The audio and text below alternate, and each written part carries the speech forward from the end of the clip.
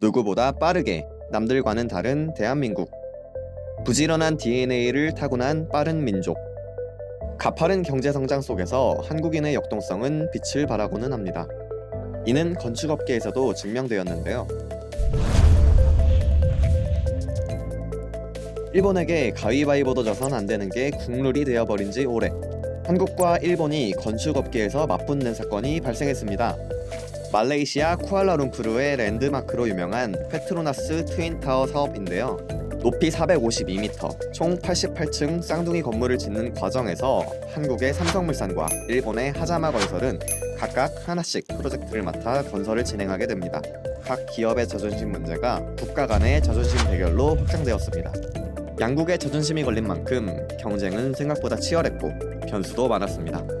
한국은 일본보다 35일 뒤늦은 공사를 시작했고, 삼성물산이 일본 하자마 건설과 비교하여 고층 건물 건설에 대한 경험이 부족해 세계 언론에서도 건설에 대한 우려를 나타내곤 했습니다. 더불어 일본이 공사 진행 중 건물이 25mm 기우는 등에 대한 실수를 한국의 탓으로 돌리며 날조 선동하는 등 언론 플레이를 펼치기도 해 공사 기간 내내 잡음이 끊이질 않았습니다.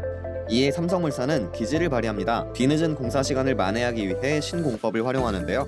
당시 건설 현장에서는 콘크리트를 담은 통을 중간층까지 올린 뒤 다시 펌프를 이용해 고층 타설 지점까지 압송하는 방식의 윈치 운송법을 활용하고 있었습니다. 이런 과정은 생각보다 시간을 많이 소요시켜 공사 시간을 더디게 만들었는데요. 이에 대한 해법으로 삼성물산은 독일의 한 펌프 회사와 접촉하여 콘크리트를 최상부까지 바로 쏘아 올리는 셀프 클라이밍 폼 공법을 활용합니다. 당시 세계적으로 유례없는 공법으로 인해 삼성물산은 공사 기간을 100억 단축시킬 수 있었고, 그로 인해 일본의 하자마 건설보다 열흘 먼저 공사를 완료할 수 있었습니다.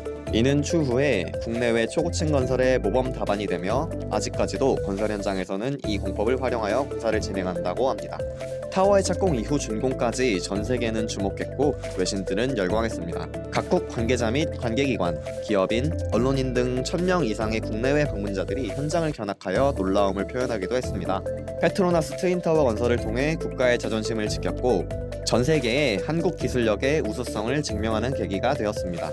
삼성물산은 이를 계기로 초고층 부분 기술력을 국내외 입증하며 세계 정상급 건설 회사로 발돋움하게 됩니다. 이렇게 크고 웅장한 건물을 한층 올리는데 3일이면 충분하다고 하면 믿을 수 있을까요? 세계 가장 최고층 마천루로 불리는 아랍에미레이트의 부르즈알리파는 한국인의 빠름의 미학이 적용된 대표적인 건축물인데요. 높이 828m, 총 163층을 짓는데 불과 5년밖에 걸리지 않아 전 세계를 놀라게 했습니다. 여기에는 층당 3일 공법이 적용되었는데요. 1일에는 철근을 선조립하고 2일에는 건물 모양 형태를 만들어 3일에는 그 안에 콘크리트를 부어 형틀을 밀어 올렸습니다. 이렇게 신공법을 활용해 3일에 한 층씩 올릴 수 있었는데요. 신속하게 건물을 지어도 건물이 정교하지 못하다면 안 되겠죠? 높은 건물을 삐뚤어지지 않도록 짓는 과정에서도 삼성물산의 기술력은 빛이 납니다. 바로 인공위성을 활용하는데요. 인공위성을 통해 건물의 수직도를 체크하며 조금의 삐뚤어짐도 없이 정교한 과정을 유지했습니다. 이 밖에도 아파트 시공 때보다 3배 이상 강도를 높인 고강도 콘크리트를 사용하였고 152층 위로 첨탑을 끌어올리는 기술과 더불어 진도 7.0의 강한 지진에도 견딜 수 있는 구조로 그간 건축 현장에서 볼 수 없었던 최첨단 과학기술이 다양하게 활용되었습니다. 신속하고 정교한 과정의 반복으로 세계 가장 높은 마천루가 탄생하였습니다. 전 세계 최고층 건물의 완성으로 또다시 세계는 뜨겁게 달아올랐습니다. 삼성물산은 또다시 세계적으로 자신들의 실력을 입증하였고 한국인의 우수성도 증명하였습니다. 우수한 건설 선례를 남긴 한국 건설사들을 보며 해외 국가들이 내린 평가입니다.